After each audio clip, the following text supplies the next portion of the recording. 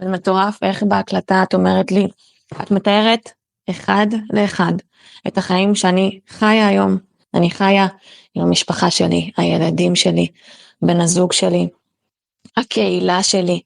וכל פעם כשאת אומרת תדמייני את עצמך תחת החופה, אני אומרת איזה משוגע, כי אני פשוט צריכה רק להיזכר.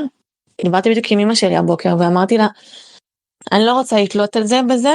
אבל אני כל יום מקפידה לשמוע אותך, וזה הסוג תפילה שלי, זה, אני פותחת ככה את הבוקר, וזו תחושה מטורפת, לפתוח ככה את הבוקר, זה נותן לי מלא מלא כוח, וביום רביעי האחרון לא שמעתי, היה לי בעיות בטלפון עם אינטרנט והכל,